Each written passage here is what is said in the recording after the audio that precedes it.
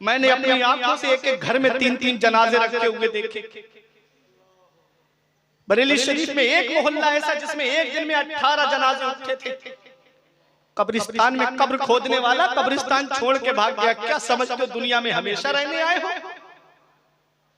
इतना याद रखना प्यारे मुसलमानों। आज एक पैगाम देता हूं तुमको। कभी ये लगे ना हम दुनिया में जो जिंदगी गुजार रहे हैं जिंदगी है क्या, तो एक दिन मेरे कहने से कमरे की सारी लाइटें बंद कर देना, तन्हा होना कमरे में और आंखें बंद करके ये तसव्वुर करना कि मैं मर चुका हूं, मुझको तख्ते पे लिटाया जाए।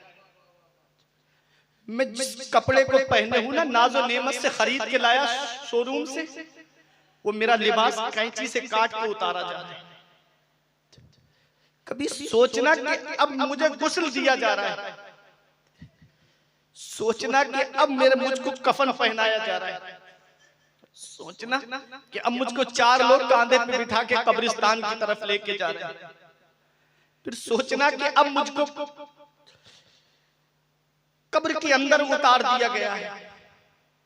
मेरे घर वाले, मेरे रिश्तेदार, मेरे पड़ोसी सबने तख्ते लगा करके मेरे ऊपर मिट्टी डाल दी है।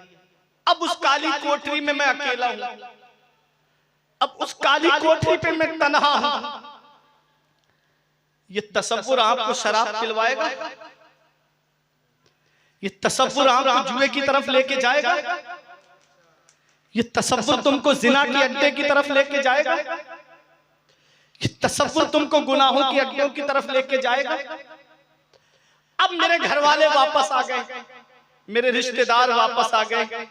मरने के बाद आदमी कहता है अरे मेहमानों खाना खा के जाना, कोई भूखे मत चले जाना, खाना तैयार है खाना खा के जाना। भूल गए उसको जिसको अभी कब्र में दफन करके आए। अब अकेले हो कब्र में, अब सोचो कौन है जो तुम्हारे काम आएगा। उस काली कोठरी में सोचो कौन है जो तुम्हारे काम आएगा। वो पूरी रात फिल्में देखने वालों, कानों में ब्लूटूथ ईयरफोन लगा के गाने सुनने वालों, सोचना उस काली कोठरी में कौन है जो हमारे काम आएगा। इसलिए कह रहा हूं चेहरे पे सुन्नते रसूल सजा लो, पेशानियों में सजदों की तड़प पैदा कर लो और अपना रिश्ता नबी की बारगाह से जोड़ लो। जहां बाप बेटे के काम नहीं आता है, जहां भाई भाई के काम नहीं आता है, वहां मदीने वाले मुस्तफा अपनी गुनाहगार उम्मत के काम आते हैं। वहां मेरे आका अपनी गुनाहगार उम्मत के काम आते हैं। आज तुम मुंबई के आवाराओं के ऊपर फिदा हो गए, भूल गए अपने नबी को।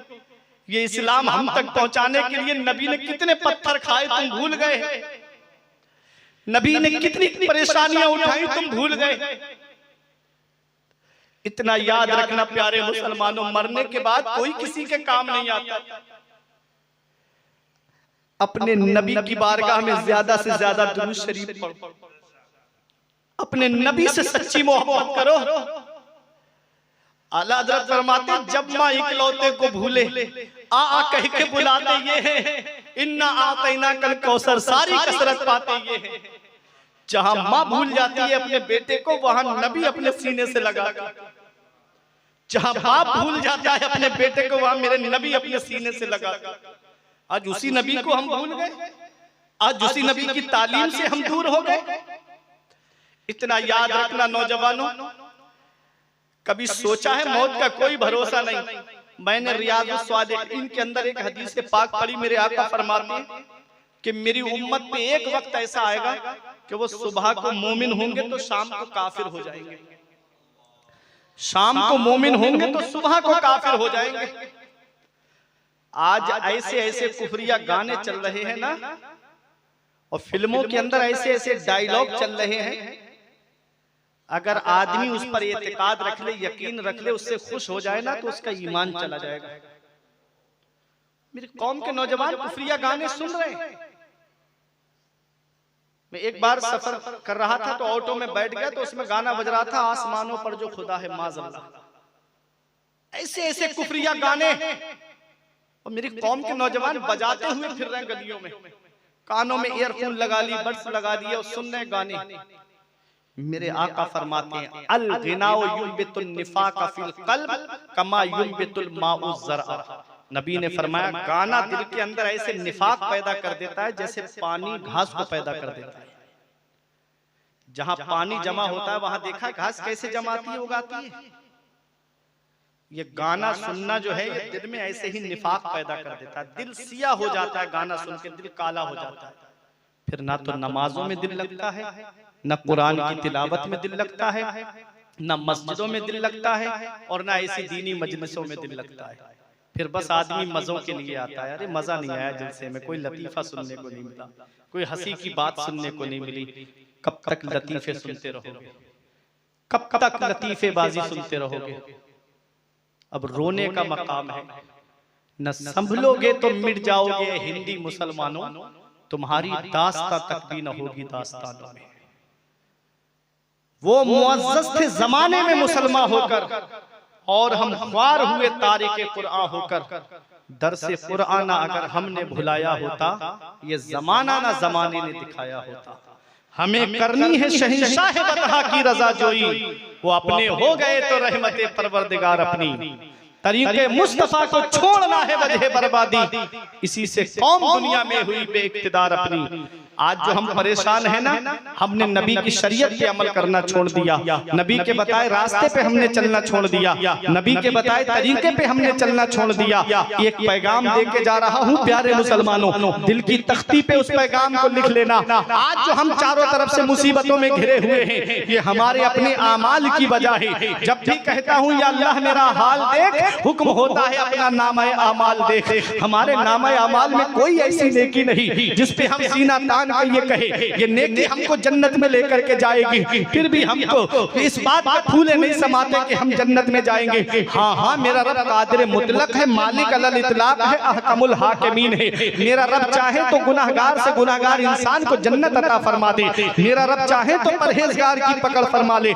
लेकिन आपने कभी सोचा है उसने कुछ हुदूद कायम फरमाए हैं? उसने नमाज पढ़ने का हुक्म दिया है, उसने ज़कात अदा करने का हुक्म दिया है, उसने रोजे रखने का हुक्म दिया है। आज हम कितना उसके फरमान पे अमल कर रहे हैं? आज हम कितना शरीयत पे चलते हुए नजर आ रहे हैं? मरने से पहले मरने की तैयारी कर लो। हमारे अकाबिर को आप देखिएगा, सरकार गौसे आजम रातों में रोते थे, गरीब नवाज रातों में रोते थे। गौसे बंगाला की सीरत को आप पढ़िएगा, गौसे बंगाला रातों में उठ उठ करके अपने रब को याद किया करते थे। इसीलिए आज दुनिया इनको याद कर रही है, आज दुनिया इनको इनके तस्करे कर रही है, आज दुनिया इनकी बारगाह में खिराज अकीदत पेश कर रही है। हम सो के उठ नहीं पाते, कई क्विंटल फूल गरीब नवाज के आस्थाने पे चढ़ जाते हैं, हम सो के उठ नहीं पाते। कई क्विंटल फूल बगदाद के शहंशाह के आस्थाने पे चढ़ जाते हैं। आपने देखा है इनको दुनिया से पर्दा किए हुए कितने साल हो गए हैं, लेकिन आज भी दुनिया इनको याद कर रही है। कोई बगदाद लाखों रुपये खर्च करके जा रहा है, हजारों रुपये खर्च करके कोई अजमेर जा रहा है, कोई हजारों रुपये खर्च करके कलियर जा रहा है, कोई हजारों रुपये खर्च करके बरेली शरीफ जा रहा है, हजारों रुपये खर्च करके गौसे बंगाला का भी उर्स हुआ है। तुमने देखा नहीं कहां कहां से आदमी आया, कोने कोने से आदमी आया। अरे हमारा हाल तो ये है, बाप मर जाए बेटा भुला देता है, बीबी मर जाए शौहर भुला देता है, रिश्तेदार मर जाए रिश्तेदार भुला देता है, पड़ोसी मर जाए पड़ोसी भुला देता है। फिर दुनिया इनको क्यों याद कर रही है? तो सुनो प्यारे मुसलमानों, दुनिया से जाने वाले तो बहुत है, कोई अपने घर वालों को राजी करके जाता है। ये गौसे बंगाला दुनिया से गए हैं, ये मदीने वाले मुस्तफा को राजी करके गए हैं, अपने खुदा को राजी करके गए हैं। अल्लाह ने इनका नाम मिटने नहीं दिया है, तमाम मुसलमानों के दिलों में गौसे बंगाला का नाम डाल दिया है। इसीलिए आज भी आला हजरत का वो शेर हमारे सामने पेश कर रहा हूँ। लहिद में इश्क़े रुखे शह का दाग लेके चले, लहिद में इश्क़े रुखे शह का दाग लेके चले, अंधेरी रात सुनी थी चराग लेके चले। तेरे गुलामों का नक्शे कदम है राह खुदा, वो क्या पहच सके जो ये सुराग लेके चले।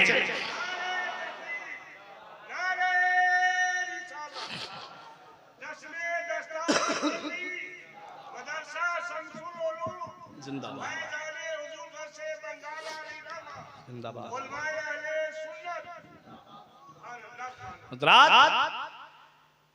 तो अल्लाह को याद करो, उसके रसूल को याद करो। दुनिया तो वैसे भी सबसे खुश नहीं है, सबको राजी करने में लगोगे तो यही रह जाओगे। अल्लाह और उसका रसूल राजी तो सब राजी। हुजूर रेहान मिल्लत ने फरमाया था, जमाना खफा है तो क्या गम है इसका, जमाना खफा है तो क्या गम है इसका, जमाने को ठोकर लगाए चला जा, जमाना ही दिन तेरे साथ होगा, तू आका को अपने मनाए चला जा। हमें करनी है शहंशाह बदहा की रजा जोई, वो अपने हो गए तो रहमत परवरदिगार अपनी, अपने नबी को राजी करो, अपने रसूल को राजी करो। तो सुनो, मैं ये अर्ज कर रहा था कि आज मेरी कौम के नौजवानों को देखो, हजारों रुपये खर्च कर देते हैं अपने शौक और अरमान में। आज हमने सिनेमा हॉल आबाद कर दिए और मदरसे वीरान कर दिए।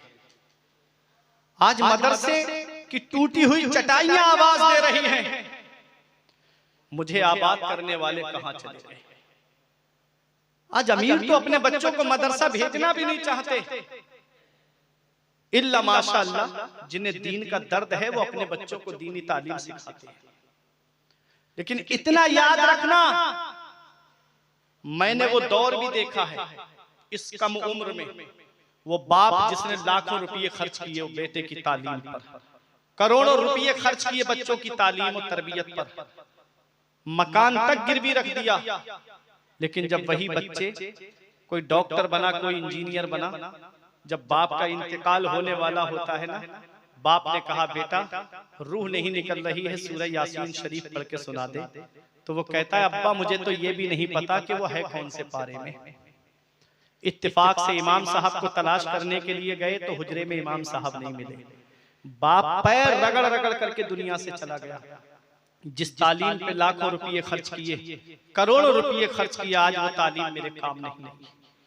काश मैंने इस बच्चे को आलिम दीन बनाया होता, काश मैंने इसको हाफिज कुरान बनाया होता, तो ये दूर खड़ा नहीं होता, बल्कि मेरे सरहाने बैठ करके सूरह यासीन शरीफ की तिलावत करता हुआ नजर आता। इसलिए याद रखो,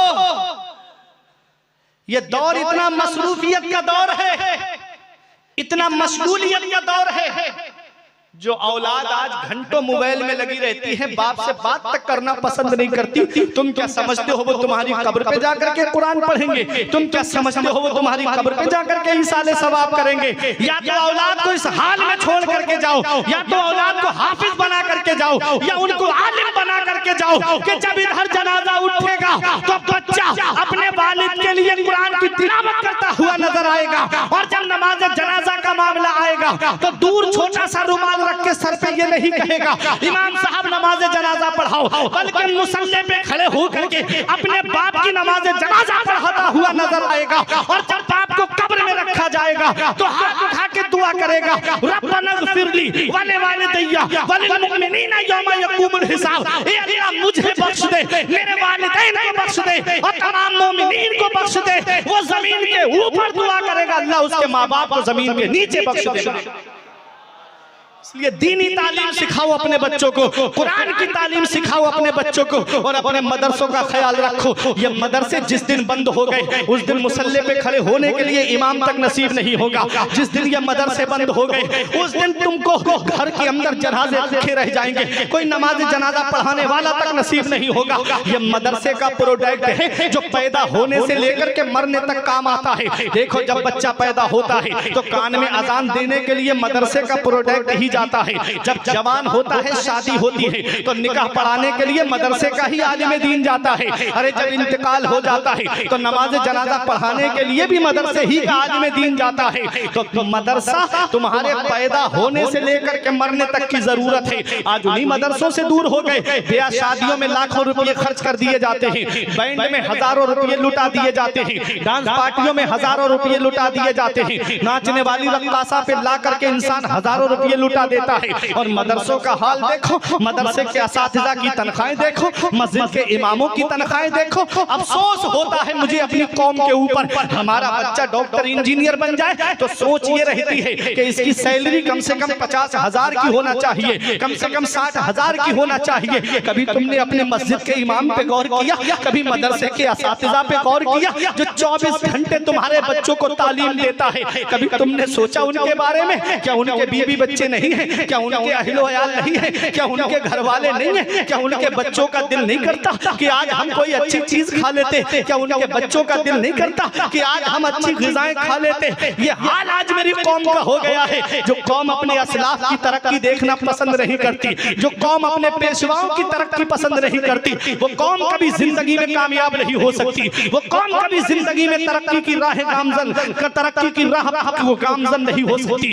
वो कौम कभी भी तरक्की की राह तय नहीं कर सकती। इसलिए अपने पेशवाओं को जो अपने पेशवाओं के लिए अच्छा गुमान रखो, उनकी तनख्वाहें आला से आला करो। मेरे आका ने फरमाया था कुर्बे क़यामत दीन का काम भी बगैर दिरहम और दीनार के नहीं होगा। क़यामत के करीब बगैर दीन का काम बगैर पैसे के नहीं होगा। उस वक्त दीन का काम होगा तो पैसे के जरिए होगा। ये नबी ने 1450 साल पहले फरमाया था। आज अखराजात ऐसे बढ़ते चले गए, आज किराए ऐसे बढ़ते चले गए कि आज दीन का काम भी बगैर दिरहम और दीनार के नहीं हो रहा है। तो क्या अच्छा हो कि आप अपने कीमती पैसे को इधर उधर गुनाहों की जगह पे न खर्च करके अपने मदरसों के अंदर खर्च करो। एक बच्चा भी अगर तुम्हारे पैसे से हाफिज कुरान बन गया, एक बच्चा भी अगर तुम्हारे पैसे से आलिम दीन बन गया, तो यही तुमको क़यामत के दिन बख्शवाने के लिए काफी हो जाएगा। ये एक पैगाम है मेरा। इसलिए अपने मदरसों का ख्याल रखो। ये मदरसे ही तो है। अरे तारीख उठा करके आप देखिएगा, जिस दिन ये मदरसे बंद हो गए उस दिन तुमको कौम के रहनुमा नसीब नहीं होंगे। अरे ये मदरसा ही है जिसकी टूटी हुई चटाई पे बैठ करके आज इस हिंदुस्तान में तुम चैन की सांसें ले रहे हो। अरे जब अंग्रेजों ने हिंदुस्तान पे कब्जा किया तो अंग्रेजों के खिलाफ सबसे पहले जिहाद का फतवा जिस शख्सियत ने दिया था वो कोई कॉलेज का पढ़ा हुआ नहीं था, वो कोई यूनिवर्सिटी का पढ़ा हुआ नहीं था, बल्कि मदरसे के पढ़े हुए अल्लामा फजले हक खैराबादी थे। वो मदरसे के पढ़े हुए थे। मौलाना किफायतुल्लाह काफी, जिनको अंग्रेजों ने मुरादाबाद के बीच चौराहे पे सूली पे चढ़ा दिया, किस्म किस्म की तकलीफें दी, जिनको अंग्रेजों ने कहा कि कैसे ये मानेगा। लेकिन मौलाना किफायतुल्लाह काफी ने कहा तू हो के तुरशरू मुझे ईजा हजार दे, ये वो नशा नहीं जिसे तुरशी उतार दे। अंग्रेजों ने बीच चौराहे पे मुरादाबाद के सूली पे चढ़ाने के लिए जब लेकर गए, पूछा कोई आखिरी ख्वाहिश? कहा हाँ 2 रकअत नमाज पढ़ना चाहता हूँ। जब 2 रकअत नमाज की नियत बांधी, नमाज पढ़ के फारिग हुए। अंग्रेज बोले बहुत जल्दी नमाज पढ़ ली। आपने फरमाया इसलिए जल्दी नमाज पढ़ ली ताकि तुम ये ना समझो कि नबी का गुलाम मौत से डर गया है इसलिए नमाज लंबी कर रहा है। अरे मेरी मौलाना किफायतुल्लाह काफी कहते हैं, अरे मुसलमान की शान तो ये है कि मुसलमान की शान तो ये है कि अल्लाह सकते थे, अगर जंग में अड़ जाते थे पांव शेरों के भी मैदान से उखड़ जाते थे, हक से फिरा कोई तो बिगड़ जाते थे। देख तो क्या चीज है, हम तोपों से लड़ जाते थे। ये हमारी शान है। मौलाना किफायतुल्लाह काफी को जब अंग्रेजों ने मुरादाबाद के बीच चौराहे पे सूली पे चढ़ाया तो फांसी के फंदे को गले में डालने से पहले अंग्रेजों को ललकार के कहा था कोई गुल बाकी रहेगा ना चमन रह जाएगा, बस रसूलुल्लाह का दीने हसन रह जाएगा। हम सफीरों बाग में है, कोई दम के चहचहे, बुलबुलें उड़ जाएंगी, सूना चमन रह जाएगा। नाम शाहाने जहां मिट जाएंगे काफी, मगर नामे पाके मुस्तफा और पंजतन रह जाएगा। वो मौलाना किफायतुल्लाह भी मदरसे के पढ़े हुए थे। मौलाना मोहम्मद अली जौहर, जिन्होंने अंग्रेजों को ललकार के कहा था दौरे हयात आएगा कातिल कज़ा के बाद, है इब्तिदा हमारी तेरी इंतहा के बाद, कत्ले हुसैन असल में मर गए यजीद है, इस्लाम जिंदा होता है हर करबला के बाद। वो भी मदरसे के पढ़े हुए। मौलाना इनायतुल्लाह काकोर भी, जिनको अंग्रेजों ने काला पानी भेजा, अंग्रेजों ने जिनको काला पानी भेजा, इल्मे सर्फ की एक किताब है इल्मुस्सेगा, जिसे दरसे निजामी में पढ़ाया जाता है, वो काले पानी में उन्होंने लिखी थी। वो भी मदरसे के पढ़े हुए। बहादुर शाह जफर को जब अंग्रेज गिरफ्तार करके ले जा रहे थे ना लाल किले से, अब सुनो मुसलमानों ने कैसा किरदार निभाया है, फिर भी हमसे ये गिला है कि वफादार नहीं। एक अंग्रेज लाड का कहना है कि जब हम सुबह को बहादुर शाह जफर को लेकर के काला पानी जा रहे थे तो चांदनी चौक में कोई पेड़ ऐसा नहीं था जिस पर किसी आलिम की गर्दन न लटकती हो। जमुना नदी के किनारे पर तेल खौलाया गया, और उलमा को बोरियों में बंद करके लाया गया और खौलते हुए तेलों के अंदर डाल दिया गया। गैर मुनकसिम हिंदो पाक अंग्रेज का कहना है कि लाहौर की जामा मस्जिद में 80 से ज्यादा उलमाए किराम की गर्दनें लटक रही थी। ये मदरसे का प्रोडक्ट है। जब देश को बचाने की बात आई तो आलिम ही आगे बढ़े। बहादुर शाह जफर ने काले पानी से पैगाम दिया था कि लगता नहीं है दिल मेरा उजड़े तैयार में, किसकी बनी है आलमे ना पायदार में। उम्रे दराज मांग के लाई थी 4 दिन, 2 आरज़ू में कट गए 2 इंतजार में। कितना है कम नसीब जफर दफन के लिए, 2 गज जमी भी ना मिली अपने दयार में। ये उलमा है। आज भी दिल्ली के इंडिया गेट पे आप जाकर के देख लो, उसमें 1 लाख स्वतंत्रता सेनानियों के जो नाम लिखे हैं, जिन्होंने देश की आजादी में हिस्सा लिया है, उनमें 76,000 नाम सिर्फ मुसलमानों के लिखे हुए हैं। ये मदरसा है, मदरसा। इसलिए इन मदरसों का ख्याल रखो। जिस दिन ये मदरसे बंद हो गए, उस दिन मुसल्ले पे खड़े होने के लिए इमाम तक नसीब नहीं होंगे। आज इन मदरसों को हम भूल गए। 7 सागर पार की तालीम ने रुसवा किया। कामयाबी चाहिए, कुरान सिखाना चाहिए। अपने बच्चों को मदरसा भेजो। इमाम गजाली फरमाते हैं वो बस्ती मुर्दों की बस्ती है जिसमें नबी की शरीयत का एक आलिम मौजूद ना हो। आज हमारे हाल, कुरान की तालीम से हम दूर हैं। अपने बच्चों को कुरान सिखाओ। इमाम गजाली ने फरमाया अगर कुरान नहीं पढ़ाया अपनी औलाद को, तो ये औलाद कयामत में अपने बाप को खींच के लाएगी रब की बारगाह में। कहेगी मौला मेरा बाप मुझे भूखा रखता ये गवारा था, मेरा बाप मुझे नंगा रखता ये गवारा था, इसने मुझे कुरान नहीं पढ़ाया न पढ़वाया, जिसकी वजह से मैं न जायज समझ पाया न नाजायज समझ पाया। आज मैं जहन्नम में जा रहा हूं, मैं अकेला नहीं जाऊंगा, अपने बाप को जहन्नम साथ लेके जाऊंगा। बताओ, दौलत औलाद के लिए जमा करके गए, पैसा औलाद के लिए छोड़ के चले गए, मकान औलाद के लिए बना के चले गए, और कुरान नहीं पढ़ाया उस औलाद को, तो वही औलाद जहन्नम में ले जाने का जरिया बन गई। इसलिए पहले अपने बच्चों को कुरान की तालीम सिखाओ। अपने बच्चों को पहले मदरसा भेजो, पहले अपने बच्चों को दीनी तालीम सिखाओ, फिर उसके बाद डॉक्टर बनाओ, फिर उसके बाद इंजीनियर बनाओ, फिर उसके बाद प्रोफेसर बनाओ, फिर उसके बाद मास्टर बनाओ। जब दीन की तालीम उसके पास होगी तो वो जानेगा कि बाप का अदब क्या है। जब दीन की तालीम उसके पास होगी ना, तब जानेगा कि माँ का मकाम क्या है। जब दीन की तालीम उसके पास होगी तो वो जानेगा वमल्लम युअक्किर कबीरना वमल्लम यशफे सगीरना फलैसा मिन्ना। जो अपने से बड़े का कैसे अदब किया जाता है, जब दीन की तालीम होगी तभी जानेगा। छोटों पे कैसे शफकत की जाती है, जब दीन की तालीम होगी तभी वो जानेगा। पहले अपने बच्चों को मदरसा भेजो, कुरान की तालीम सिखाओ। अब मैं एक बात आपको बता दूं, जहां से मेरी ये बात निकली थी कि कुरान को आग के अंदर डाल दिया जाए, चमड़े में लपेट कर, मैंने मिशकात शरीफ के अंदर पढ़ा है, तो कुरान को आग नहीं जलाएगी। तो जिस सीने में कुरान आ जाए उस सीने को भी जहन्नम की आग नहीं जलाएगी। इसी देश की आजादी में एक और शख्सियत है। बरेली शरीफ में जब आप सिटी की तरफ से जामे नूरिया की तरफ जाएंगे तो रास्ते में कब्रिस्तान पड़ता है जिसे हुसैन बाग कहते हैं।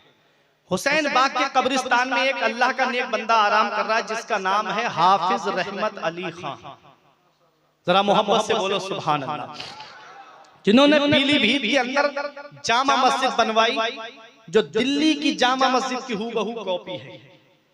उसकी जब बुनियाद का नंबर आया तो ये शर्त रखी गई थी, इसकी बुनियाद वो रखेगा जिसकी सुन्नत गैर मुअक्कदा भी कज़ा ना हुई हो और नमाज तहज्जुद भी कज़ा ना हुई हो। बड़े से बड़ा आलिम पीछे हट गया, अपने वक्त का नवाब आगे बढ़ा। नवाब हाफिज रहमत अली खान बोले मैं ही वो हूँ जिसका आज राज खुल गया, जिसकी न सुन्नत गैर मुअक्कदा कज़ा हुई है और जिसकी न नमाज तहज्जुद कज़ा हुई है।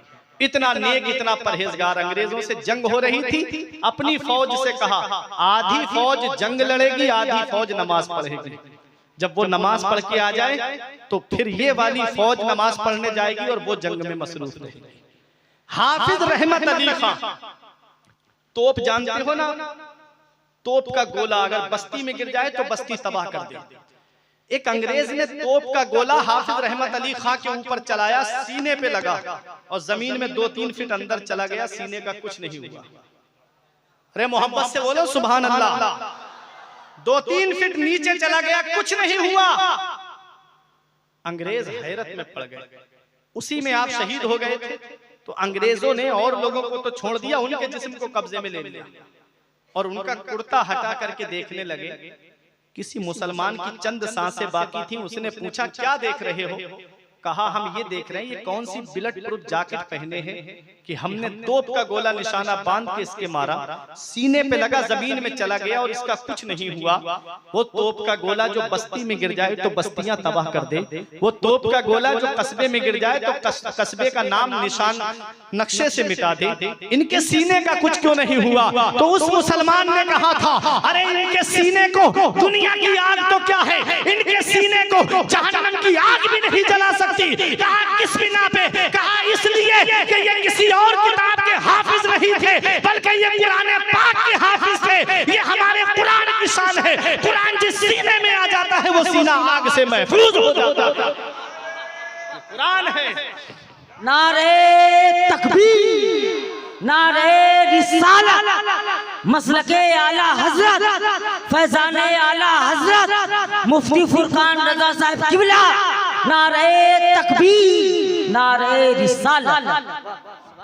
ये कुरान है, ये कुरान है। जिस सीने में आ जाए वो सीना आग से महफूज हो जाता है। इसीलिए कहता हूँ बख्शिश की राह मोमिनो आसान बना लो, अपने लिए निजात का सामान बना लो। दुनिया की किताबों पे नजर बाद में रखना, बच्चों को पहले हाफिज कुरान बनाना। अपने बच्चों को दीनी तालीम सिखाओ, अपने बच्चों को अपने मजहब की तालीम सिखाओ, अपने बच्चों को अपनी शरीयत की तालीम सिखाओ।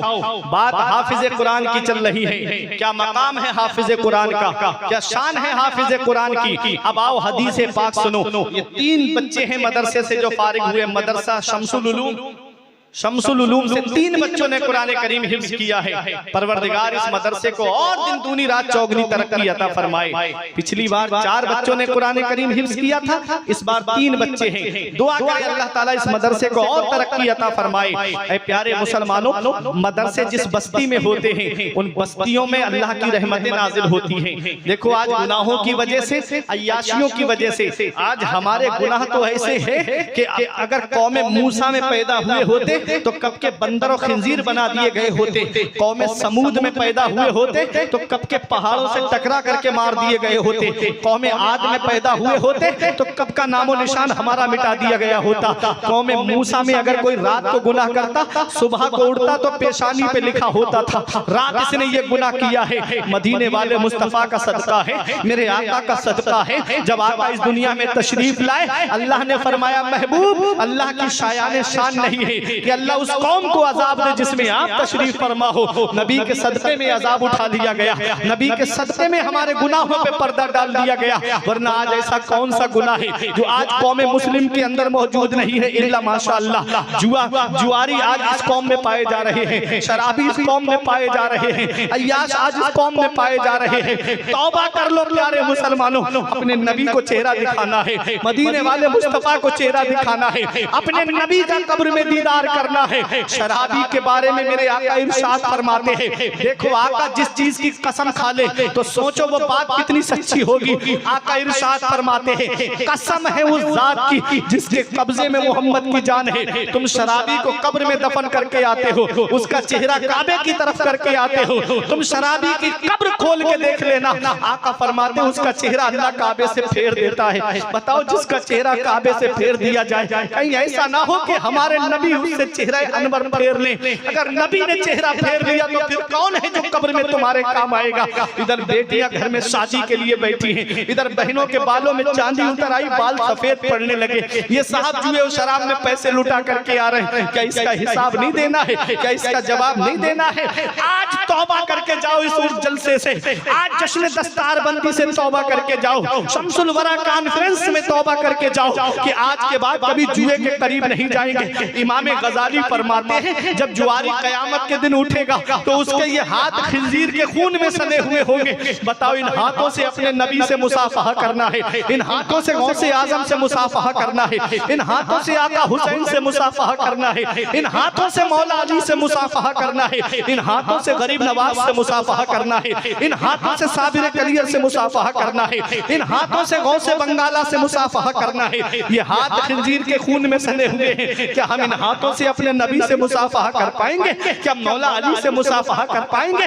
इसलिए आज ही जुए से तौबा करके जाना। मेरे आका इरशाद फरमाते हैं अन अब्दुल्लाह इब्ने उमर काला काला रसूलुल्लाह सल्लल्लाहु अलैहि वसल्लम ला यदखुलुल जन्नता आक वला मन्नान वला कम्मार वला मुदमिनो खमरे। नबी इरशाद फरमाते हैं 4 लोग ऐसे हैं जो जन्नत में दाखिल नहीं होंगे। अल्लाहु अकबर। यहाँ जन्नत में दाखिल होने का मतलब क्या है? यहाँ जन्नत में दाखिल होने का मतलब है दुखूल अव्वल। जैसे नेकोकार परहेजगार जन्नत में डायरेक्ट जाएंगे, ये 4 लोग वो हैं अगर ईमान है इनके अंदर तो ये पहले जहन्नम में सजा भुगतेंगे, फिर उसके बाद किसी की सिफारिश से जन्नत में दाखिल किए जाएंगे। वो 4 लोग कौन हैं? आज अपने अपने गिरेबान में झांक करके देखना रानीगंज के जिंदा दिल मुसलमानों, वो 4 लोग कौन हैं? आका फरमाते हैं ला यदखुलुल जन्नता आक। जो माँ बाप को सताता है वो जन्नत में दाखिल नहीं होगा, जो माँ बाप का नाफरमान है वो जन्नत में दाखिल नहीं होगा। आज कितने माँ बाप हैं जो बुढ़ापे में आंसू बहा रहे हैं, आज कितने माँ बाप हैं जो बुढ़ापे में आंखों से जिनकी आंसू बरस रहे हैं, और बेटा है कि 4 पैसे क्या कमाने लगा, उसने माँ बाप का बिस्तर घर से बाहर कर दिया। आज खुद के कमरे में एसी चल रहा है, खुद के कमरे में कूलर चल रहा है, आज जाड़ों में गर्म हीटर का हमारे कमरों में इंतजाम है। माँ बाप है कि टीनों में रह के जिंदगी गुजार रहे, माँ बाप है कि झोपड़ियों में रह करके जिंदगी गुजार रहे। क्या इसी दिन के लिए माँ बाप ने औलाद को जवान किया था? क्या इसी दिन के लिए माँ बाप ने औलाद को पाला था? हम कौन सा मुंह लेके अपने नबी की बारगाह में जाएंगे? कयामत में मेरे नबी ने पूछ लिया,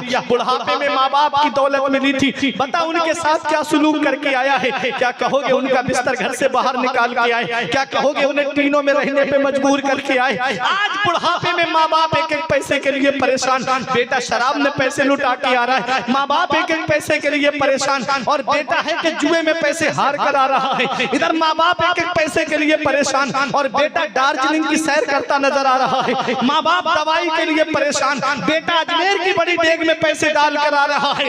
याद रखना रानीगंज बंगाल के जिंदा दिल मुसलमानों, मदीने वाले मुस्तफा इरशाद फरमाते हैं जिससे उसके माँ बाप राजी हैं उससे अल्लाह राजी है, उसका रसूल राजी है, और जिससे माँ बाप नाराज है उससे ना अल्लाह राजी है ना उसका रसूल राजी है। अरे घर में बैठे हुए रूठे हुए माँ बाप को मना ले, वो हाथ उठा के दुआ कर देंगे तो तुझे बगदाद जाने की जरूरत नहीं पड़ेगी। बगदाद का गौसे आजम खुद तेरे घर पे आ जाएगा। अगर माँ बाप हाथ उठा के दुआ कर देंगे तो तेरी तकदीर बदल जाएगी, तेरी किस्मत बदल जाएगी, तेरा नसीबा बदल जाएगा। मैं बरेली शरीफ से आया, बोले हजरत कारोबार के लिए दुआ कर दो। पीर साहब आए, कहा पीर साहब हमारे कारोबार के लिए दुआ कर दो। ये उलमा आए, हजरत कारोबार में बरकत के लिए दुआ कर दो। हम दुआ कराते फिर रहे हैं, हम दुआ लेते नहीं है। अरे घर में जाओ, अपने माँ बाप के पास में जाओ। इतनी जल्दी किसी मौलाना की दुआ कबूल नहीं होगी, इतनी जल्दी किसी पीर की दुआ कबूल नहीं होगी, इतनी जल्दी किसी हाफिज की दुआ कबूल नहीं होगी, जितनी जल्दी औलाद के हक में उसके माँ बाप की दुआ कबूल होती है। नबी फरमाते हैं माँ बाप की दुआ औलाद के हक में ऐसे कबूल होती है जैसे नबियों की दुआ उम्मत के हक में कबूल होती है। आज माँ बाप एक एक पैसे के लिए परेशान। मौलाना रूम फरमाते हैं पहली मोहब्बत है माँ बाप की जो दुनिया में बदला मांगती है। अगर तुमने भलाई की अपने माँ बाप के साथ तो बुढ़ापे में तुम्हारी औलाद तुम्हारे साथ भलाई करेगी। अगर तुमने भलाई नहीं की तो ये आस लगा के मत बैठना कि तुम्हारी औलाद तुम्हारा सहारा बन जाएगी। माँ बाप अल्लाह की बहुत बड़ी नेमत है, इसका पता हमें तब चलता है जब ये साए हमारे सर से उड़ जाते हैं। फिर हम चिराग लेके भी ढूंढेंगे ना, तब भी माँ बाप जैसा प्यार करने वाली शख्सियत नहीं मिलेगी। आज तुमको ये लगे ना नौजवानों मेरे बाप ने मेरे लिए क्या किया, तो अपने अब्बा के हाथ की लकीरें देख लिया करो। एक दिन मैंने पूछा था अपने अब्बा से, अब्बा मेरे हाथ की लकीरें नजर आ रही हैं, आपके हाथ की लकीरें कहाँ चली गई? तो एक जवाब दिया था, बेटा तुम्हारी तकदीर बनाते बनाते हमारे हाथ की लकीरें मिट गई। बाप क्या नहीं करता अपनी औलाद के लिए? बाप कौन सी कुर्बानी नहीं देता अपनी औलाद के लिए? कभी लगे मेरे बाप ने मेरे लिए क्या किया है? तो चले जाया करो रानीगंज रेलवे स्टेशन की तरफ, गौ से बंगाला के आस्थाने की तरफ। ये रात में 3 बजे ऑटो रिक्शा लेके रोड पे चलने वाला ये एक बाप ही तो है। ये बसें चलाने वाला एक बाप ही तो है। ये ट्रक चलाने वाला एक बाप ही तो है। ये पूरे दिन दुकान में खड़ा होकर फल बेचने वाला एक बाप ही तो है। शिद्दत की गर्मी पड़ती है, ठंड पड़ती है, उस मौके पे पैरों में मोजे नहीं है, कान से रुमाल भी बंधा हुआ नहीं है, फिर भी फलों के ठेले पे पूरे दिन खड़ा होकर फल बेचता है। 4 पैसे जमा हो जाएंगे, मेरी औलाद के खर्चे में काम आएंगे। प्यास लगती है, पानी जाकर के मस्जिद की टंकी से पीता है। कोई कहे कि पानी की बोतल ले लिया करो, जवाब देता है कि 20 रुपए बच जाएंगे, मेरी औलाद की पढ़ाई में काम आएंगे। आज वही औलाद जवान हुई, माँ बाप का बिस्तर घर से बाहर। इस वक्त के बारे में तो सोचा भी न था। बेटों से ज़ईफी में हुई खत्म रसाई, घर बार तो बांट लिए शौक से फुरकान, हिस्से में किसी के मगर मां नहीं आई। वक्त ठुकरा देगा एक दिन मेरी सारी ये कुर्बानियां, दामने उम्मीद में फकत नाकामियां रह जाएंगी। शादियों के बाद बेटे तो अलग हो जाएंगे, बाप के हाथों में फकत बैसाखियां रह जाएंगी। और बुढ़ापा क्या जवानी क्या, ये बचपन बांट लेते हैं। न होकर दिल में गुंजाइश तो आंगन बांट लेते हैं। नहीं मंजूर हिस्से में किसी बेटे को अपनी माँ, मगर आपस में बूढ़ी माँ के कंगन बांट लेते हैं।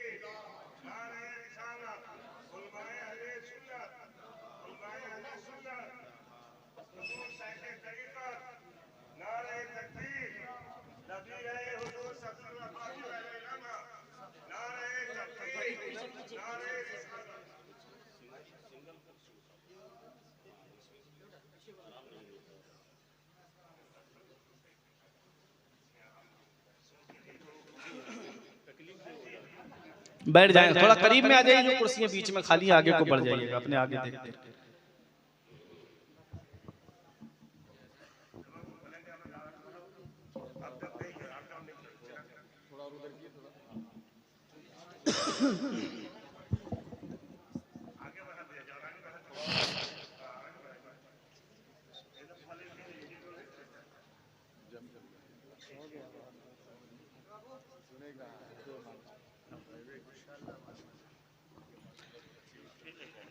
बैठ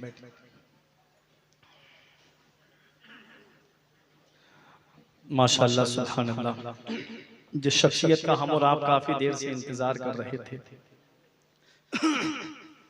नबी रहे हुजूर अल्लामा सदरुल अफाजिल सैयद नईमुद्दीन मुरादाबादी अलैहि रहमा, हजरत अल्लामा मौलाना अलहाज शाह सैयद निजामुद्दीन साहिब किबला नईमी मदजिल्लाहुल आली दामल्लाहु जिल्लहु अलैना की आमद हो चुकी है। नूर है आंखों में तो कर लो नजारा नूर का, नूर वालों को नजर आता है जलवा नूर का। तेरी सूरत तेरी सीरत तेरा नक्शा नूर का, तेरी नस्ल पाक में है बच्चा बच्चा नूर का। तू है ऐने नूर तेरा सब घराना नूर। जो मुस्तफा के सना खान बन के रहते हैं, वो अपने अहद की पहचान बन के रहते हैं। और जुदा है शान अली तेरे शहजादों की, जहां भी रहते हैं सुल्तान बन के रहते हैं। आमद हो चुकी है हजरत की, और काफी वक्त हो गया मुझे बोलते हुए, मैं बड़ी देर से हजरत का इंतजार कर रहा था। आब आमद तयम्मुम बर्खास्त के तहत बस आखिरी बात बयान कर दूं और अपनी बात को मैं यही खत्म कर दूं। मेरे आका ने इरशाद फरमाया, ला यदखुलुल जन्नता आक वला मन्नान वला कम्मार वला मुदमिनु खमरिन। नबी ने फरमाया 4 लोग ऐसे हैं जो जन्नत में नहीं जाएंगे। इसमें जन्नत में जाने का मतलब क्या है? दुखूले अव्वल। ये उलमा तशरीफ फरमा है, हजरत अल्लामा मुफ्ती औरंगजेब आलमगीर सादी साहिब किबला तशरीफ फरमा है। इन उलमा की दुआएं लेकर के, जैसे नेकोकार परहेजगार डायरेक्ट जन्नत में जाएंगे, ये 4 लोग ऐसे हैं, पहले अपने गुनाहों की सजा भुगतेंगे जहन्नम में, अगर ईमान वाले हैं तो किसी की सिफारिश से निकाल करके जहन्नम से जन्नत में दाखिल किया जाएगा। उन 4 लोगों में पहला कौन है? आप। जो माँ बाप का नाफरमान है, माँ बाप को सताता है, वो जन्नत में नहीं जाएगा। वला मन्नान, और एहसान करके एहसान जताने वाला जन्नत में नहीं जाएगा। वला कम्मार, और जुआ खेलने वाला जन्नत में नहीं जाएगा। अब वो जुआ चाहे IPL में पैसे लगा के खेले, चाहे ड्रीम 11 पे जुआ खेले, चाहे रमी जिमार पे जुआ खेले, चाहे रमी सर्कल पे जुआ खेले, अफसोस होता है क्रिकेटर जुए के लिए कह रहे हैं और एक्टर गुटखा खाने के लिए कह रहे हैं। और मेरी कौम के नौजवान उनके तो बताए तरीके पे चलते हैं, लेकिन अपने मदीने वाले मुस्तफ़ा, अपने आका हुजूर सल्लल्लाहु ताला अलैहि वसल्लम के फरमान पे अमल नहीं करते। इसीलिए आज हम परेशान हैं। तरीके मुस्तफा को छोड़ना है वजह बर्बादी। इसी से कौम दुनिया में हुई बेइक्तिदार अपनी। वो मुअज़्ज़ज़ थे जमाने में मुसलमान होकर, और हम ख्वार हुए तारीख़ कुरान होकर। दरसे कुरान अगर हमने भुलाया होता, ये जमाना ना जमाने ने दिखाया होता। वरना मुसलमान की शान, मुसलमान को अल्लाह तबारक व तआला ने कभी भी रुस्वा नहीं होने दिया। कुरान मेरा फरमाता है, वला तहिनु वला तहज़नु व अंतुमुल अअलौना इन कुंतुम मोमिनीन। गम मत करो, सुस्ती मत उठाओ, तुम ही बुलंद रहोगे बस शर्त के तुम मुसलमान बन जाओ। आज हम मुसलमान बने, सिर्फ नाम के मुसलमान हैं, सिर्फ लहम खाने के हम मुसलमान रह गए। हालात आज हमारे, मुसलमान कहते किसको हैं? आका फरमाते हैं, अल मुस्लिमु मन सलिमल मुस्लिमूना मिन लिसानिही व यदी। मुसलमान वो है जिसके हाथ से और जुबान से दूसरे मुसलमान महफूज रहे। आज भाई भाई की बुनियादें खोखली करने के लिए तुला हुआ है। नबी ने फरमाया, मुसलमान मुसलमान के लिए बुनियाद में लगी हुई ईंट की तरह है, एक ईंट दूसरी ईंट को मजबूत करती है। आज हम अपने भाइयों की बुनियादें खोखली करने के लिए तुले हुए हैं। अगर कोई दलाल भी बन जाता है तो वो अपने ही भाइयों की दलाली करता है। ये हाल आज हमारी कौम का हो गया। अफसोस होता है मुसलमानों। इसलिए आज जो हम परेशान है ना, जब भी कहता हूँ या अल्लाह मेरा हाल देख, हुक्म होता है अपना नाम आमाल देख। अपने अपने नाम आमाल का मुहासबा करो। शाम को सोते वक्त सोच लिया करो कि आज मैंने कितने गुनाह किए हैं। तौबा बगैर तौबा किए हुए दुनिया से चले गए तो सोचो फिर कब्र में कौन है जो तुम्हारे काम आएगा। नौजवानों गाने सुन के सो गए, आंख कब्र में जाकर खुली तो सोचो फिर कौन है जो तुम्हारे काम आएगा।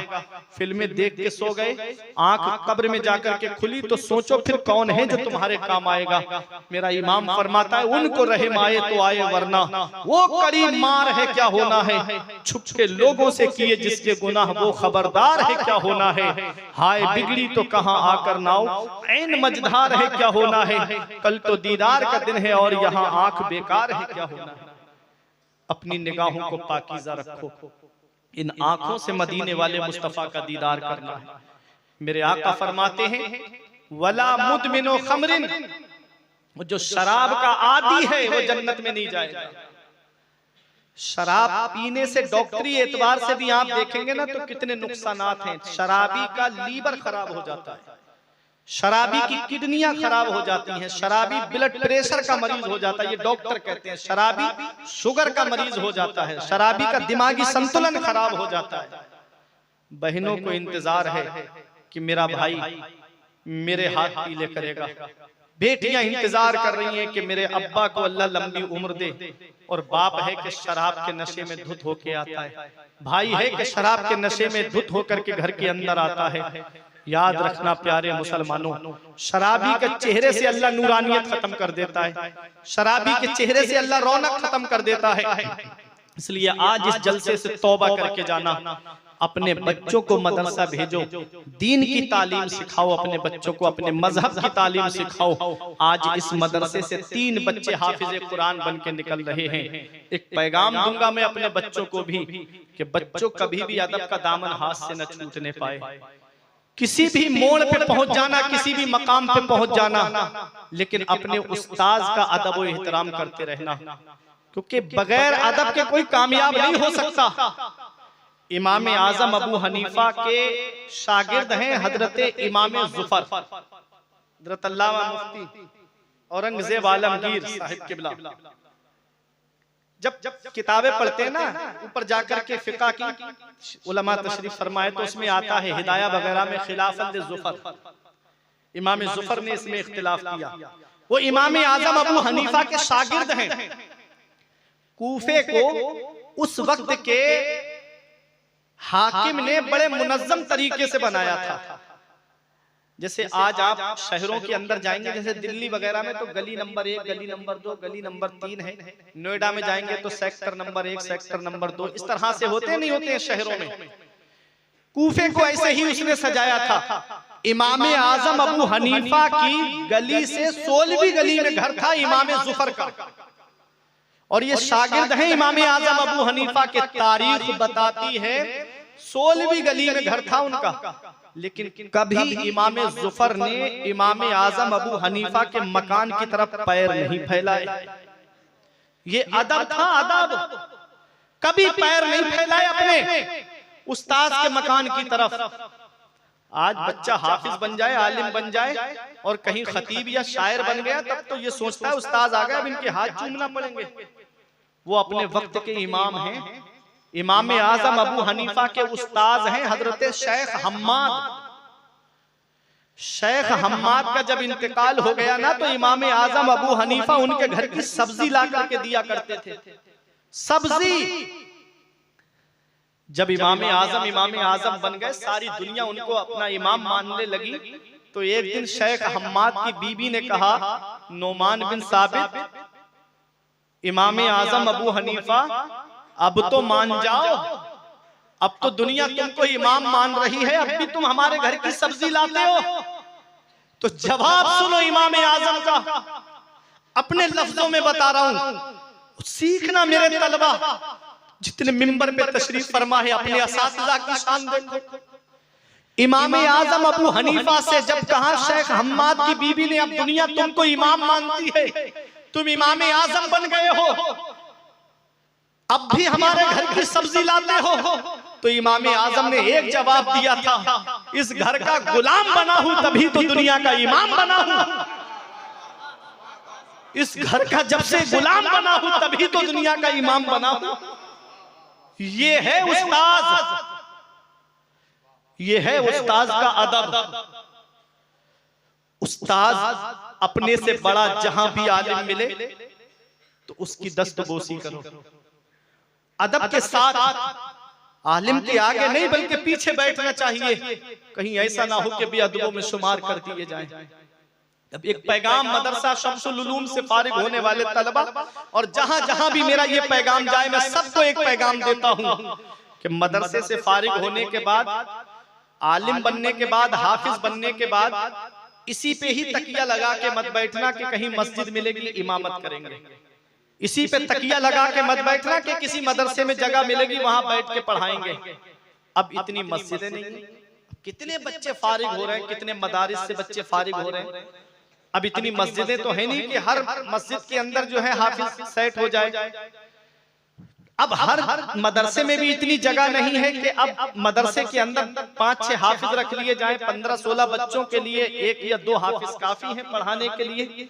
तो अब मेरा पैगाम है मेरे तलबा के लिए, ये इसको ये मत समझ लेना कि ये चीजें जो हैं कि मर्तबे में कम है, नहीं। इमामत का दर्जा बुलंद है, मदरसे में पढ़ाना बड़ी शान की बात है, लेकिन एक पैगाम देना चाहता हूं मैं अपने तलबा को।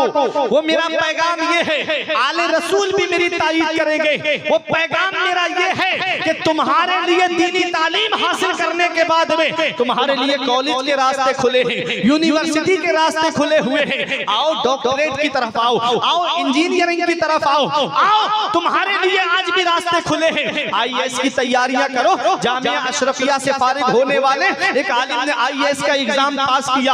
आज भी कौम को जरूरत है कि उसे साफ सुथरा डॉक्टर मिल जाए जो लोगों की किडनियां न बेचे। आज भी कौम चाहती है उसे साफ सुथरा इंजीनियर मिल जाए जो कोई ऐसा पुल पास ना करे जिससे लोगों की जान चली जाए। आज भी कौम चाहती है कि उसे साफ सुथरा डॉक्टर मिल जाए। आज भी कौम चाहती है उसे साफ सुथरा प्रोफेसर मिल जाए जो घूस लेकर के बच्चों को ना पढ़ाए बल्कि गरीब और अमीरों को बच्चों को यकसा तालीम देता हुआ हुआ नजर आए, आओ तुम्हारे लिए रास्ते खुले हुए हैं। अरे जितना अच्छा जहन तुम्हारे पास है, इतना अच्छा जहन किसके पास होगा? जितनी अच्छी सोच तुम्हारे पास है, इतनी अच्छी सोच किसके पास होगी? अरे जो अल्लाह ने जहन तुमको दिया है वो किसी और के पास में नहीं है, जो सोच अल्लाह ने तुमको दी है वो किसी और के पास में नहीं है। अरे 17 लाख हदीसें याद करने वाले हमारी जमात में मौजूद हैं, 2-2 लाख मौजू हदीस याद करने वाले हमारी जमात में मौजूद है, ताकि आगे से कोई मौजू हदीस अगर पेश करे तो उसका मुंह रोका जा सके। आप देखो तो सही, 8 दिन में कुरान हिफ्ज करने वाले हमारी जमात में मौजूद है। जब इमाम आजम अबू हनीफा के पास में एक बेवा औरत अपने 7-8 साल के बच्चे को लेकर के आई, कहा हुजूर इस बच्चे का दाखिला ले लो। बच्चा बड़ा हसीन था, बच्चा बड़ा खूबसूरत था। मेरे इमाम ने सोचा ये बच्चा बड़ा हसीन और जमील है, कहीं ऐसा ना हो कि ये फितने का सबब बन जाए, कहीं ऐसा ना हो कि ये आजमाइश का सबब बन जाए। इसलिए मेरे इमाम ने फरमाया माई मेरे मदरसे में उनका दाखिला होता है जो कुरान हिफ्ज करके आते हैं, जो कुरान याद करके आते हैं, हिफ्ज करके आते हैं। माँ का दिल टूट गया, आंखों से आंसू निकलने लगे। इमाम आजम अबू हनीफा ने देखा वो रो रही है, तो 7-8 साल के बच्चे ने माँ को रोते हुए देखे। माँ का हाथ पकड़ करके लेकर के घर की तरफ चलने लगा। बच्चा कहता है माँ चला कुरान हिफ्ज करके ही इनके मदरसे में आएंगे। चली गई माँ लेकर के अपने बच्चे को आंसू पोंछते हुए। 8 दिन के बाद बच्चे को लेकर के मेरे इमाम की बारगाह में पहुंच गई। अब उलमा की तवज्जो, 8 दिन के बाद पहुंच गई। मेरे इमाम ने फरमाया माई मेरा कहना तूने नहीं सुना, मैंने कहा था ना कि मेरे मदरसे में उनका दाखिला लिया जाता है जो कुरान हिफ्ज करके आते हैं। माँ ने कहा हुजूर हाफिज कुरान बना के लाई हूँ, कुरान हिफ्ज करा के लाई हूँ। अरे जो 8 दिन में कुरान हिफ्ज कर लेता है उसी को दुनिया इमाम मोहम्मद के नाम से जानती है, जिन्होंने इनमें हदीस की किताब मुअत्ता इमाम मोहम्मद को लिखा। हमारी जमात में है। तुमसे अच्छा जहन किसके पास होगा? तुमसे अच्छी सोच किसके पास होगी? तुमसे अच्छा जहन अल्लाह ने किसको दिया होगा जो पूरा कुरान हिफ्ज कर ले, जो हदीस की किताबें याद कर ले, जो मंतिक जैसी किताबों को याद कर ले? तुमसे अच्छा जहन किसके पास होगा? इसलिए आओ मेरे अजीजों, आज भी तुम्हारे लिए रास्ते खुले हुए हैं। आ जाओ और सुन लो, इतना याद रखना, चाहे कितना भी बड़ा डॉक्टर क्यों ना हो, 40 साल में वो रिटायर हो जाता है। चाहे कितना भी बड़ा इंजीनियर क्यों ना हो, 50-60 साल में वो रिटायर हो जाता है। अरे वो डॉक्टर जिसकी आंखों की रोशनी कमजोर हो गई, क्या उससे कोई अपने बच्चों का ऑपरेशन करवाएगा? हरगिज नहीं कर पाएगा। वो इंजीनियर जिसकी आंखों की रोशनी कमजोर हो गई, क्या उससे कोई अपने घर का नक्शा बनवाएगा? नहीं। अरे ये दुनियावी तालीम है जिसमें 50-60 साल में इंसान रिटायर हो जाता है, मगर वह मेरे कुरान तेरी अजमत का कोई जवाब नहीं, तेरी शान का कोई जवाब नहीं, तेरे मर्तबे का कोई जवाब नहीं। कुरान की तालीम जो हासिल कर ले, नबी की शरीयत को जो हासिल कर ले, जैसे जैसे उम्र बढ़ती जाती है फतवे की ताकत बढ़ती चली जाती है, वैसे ही उसके फतवे की ताकत बढ़ती चली जाती है। देख लो ताज शरिया को, जैसे जैसे उम्र बढ़ती रही वैसे ही फतवे की ताकत बढ़ती रही।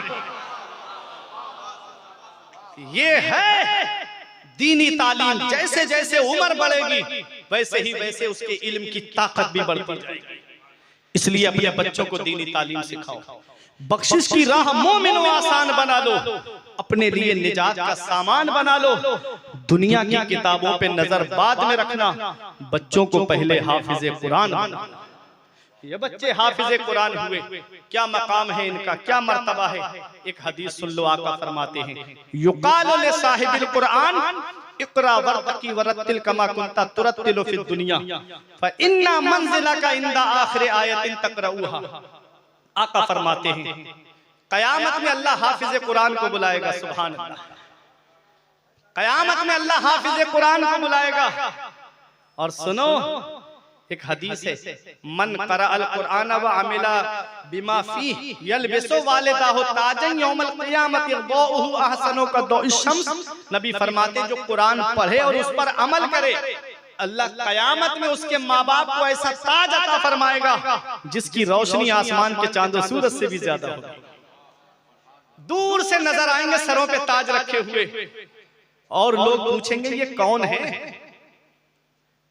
तो फरिश्ते बताएंगे ये वो हैं जिन्होंने अपने बच्चों को किसी काम में न डाल करके अपने पेट पे पत्थर बांध लिए, अपने खर्चे रोक लिए और मदरसा शम्सुल उलूम में इनको पढ़ाने के लिए भेजा था। मदरसे में पढ़ने के लिए गए थे और आज ये हाफिज कुरान बने, कुरान की तालीम हासिल की, उस पे अमल किया इन्होंने। तो आज अल्लाह ने इनको ये एजाज अता फरमाया है कि इनके माँ बाप के सर पे अल्लाह ने ऐसा ताज रखा है जिसकी रोशनी आसमान के चांद सूरज से भी ज्यादा है। ये दुनिया की जिंदगी कोई जिंदगी नहीं है। मरने के बाद जब कब्र में आंख खोलता है ना बंदा, तो 50, 60, 70, 80 साल जी के जो गया है तो उसे ऐसा लगता है जैसे एक सपना देख के आया हूं मैं दुनिया में। असल जिंदगी तो अब है, तो मरने के बाद की तैयारी करो। मरने मौत का कोई भरोसा नहीं है। अल्लाह हाफिज कुरान को बुलाएगा, फरमाएगा इकरा, कुरान पढ़, तजवीद के साथ पढ़, ठहर ठहर के पढ़। यालमुन तालमुन वाला नहीं, ठहर ठहर के पढ़, आराम से पढ़। फइन्ना मंजिलका इंदा आखिरी आयतिन तक़रऊहा, बेशक तेरी मंजिल जन्नत में तेरी आखिरी आयत होगी। हाफिज कुरान पढ़ेगा बिस्मिल्लाहिर्रहमानिर्रहीम, जन्नत में एक दर्जा बुलंद हो जाएगा। पढ़ेगा अल्हम्दुलिल्लाहि रब्बिल आलमीन, 2 दर्जे बुलंद हो जाएगा। ये उलमा फरमाते हैं पूरे कुरान में 6666 आयतें हैं। हाफिज कुरान जन्नत में 6666 दर्जे बुलंद वाला होगा। सुभान अल्लाह, ये शान है हाफिज कुरान की। इसलिए बख्शिश की राह मोमिनो आसान बना लो, अपने लिए निजात का सामान बना लो। दुनिया की किताबों पे नजर बाद में रखना, बच्चों को पहले हाफिज कुरान बना। हर चीज कुरान में है, हर चीज का बयान कुरान में है। जो मैंने दावा किया था कुरान के अंदर 1969 में 3 लोग चांद पर गए थे, वो बात बता दूं ताकि आपके जहन में अधूरी ना रह जाए। इसका जिक्र कुरान के अंदर है। रब फरमाता है वल कमर इज़ा तसक लतरकबुन्ना तबकन अन तबक, माह कामिल की कसम, चांद की कसम जब वो पूरा हो, लतरकबुन्ना तबकन अन तबक, तुम जरूर जरूर जाओगे जीना ब जीना, स्टेप बाय स्टेप। फमा लहुम ला युमिनून, तो तुमको क्या हो गया कि तुम ईमान नहीं लाते। देखो कुरान ने ये भी बता दिया कि लोग चांद पर जाएंगे, कुरान ने ये भी बता दिया 3 लोग चांद पर जाएंगे, कुरान ने ये भी बता दिया मुसलमान नहीं गैर मुस्लिम जाएंगे। अब आप कहोगे कैसे, मैं बताऊं आपको। लतरकबुन्ना जमा का सेगा है। ये उलमा तशरीफ फरमा है जमा का इतलाक मा फौकल वाहिद के तहत 2 से ज्यादा पर होता है। कितने लोग गए? 3 लोग गए। कुरान ने ये भी बता दिया ला युमिनून जो है ईमान वाले को नहीं बोला जाता है, बल्कि जिसका ईमान नहीं होता है उसको ला युमिनून कह के पुकारा जाता है। तुमको क्या हो गया कि तुम ईमान नहीं लाते? लोग चांद पर गए थे कुछ दिनों पहले, सुनीता विलियम का भी आपने नाम सुना होगा। पूरी सीडी अमेरिका ने गायब करवा दी, वो मंजरे आम पे नहीं आने दी। अगर मंजरे आम पे आ जाती तो न जाने कितने लोग इस्लाम के दामन में दाखिल हो जाते। उसने आकर के सबसे पहले मीडिया को यही बयान दिया था कि जब मैंने ऊपर से नीचे झांक करके देखा तो सारी दुनिया में मुझे अंधेरा नजर आया था। सिर्फ 2 जगह ऐसी थी जहां से रोशनी आसमान की तरफ जा रही थी। एक जगह वो है जहां खाना-ए काबा है और दूसरी जगह वो है जहां पर गुंबदे खजरा। 2 जगह है। ये हमारा कुरान है। इक़रा बिस्मि रब्बिकल लज़ी खलक़, पढ़िए अपने उस रब के नाम से जिसने आपको पैदा किया। उस रब के नाम से पढ़ो। कुरान करीम तमाम आसमानी किताबों में कुरान का जवाब नहीं, और कुरान के तर्जुमों में कंजुल ईमान का जवाब है। आज जिस शख्सियत का शहजादा यहाँ तशरीफ फरमा है, एहसान है इनके आबा व अजदाद का, एहसान है। कुरान करीम का जो तर्जमा है वो आला हजरत ने किया है, और उसकी जो तफसीर है खजाइनुल इरफान वो हजरत अल्लामा सदरुल अफाजिल नईमुद्दीन मुरादाबादी अलैहि रहमान ने लिखी है, जो आज भी लोगों के ईमान बचाती हुई नजर आती है, जो आज भी हमारे अकीदे की हिफाजत कर रही है वो तफसीर। और तफसीर नईमी भी आप पढ़ करके देखिएगा। बस दुआ है परवरदिगार आलम की बारगाह में कि मेरे कुछ अर्ज करने में सबकते लिसानी की वजह से या बतकाज़ा बशरियत कोई गलती हो गई हो तो मौला मुझे माफ फरमाए। अस्तगफिरुल्लाह रब्बी मिन कुल्ले ज़ंबिन व अतूबु इलैहि। कलमा तैयब पढ़ ले मेरे साथ मिलकर के ला इलाहा इल्लल्लाहु मुहम्मदुर रसूलुल्लाह।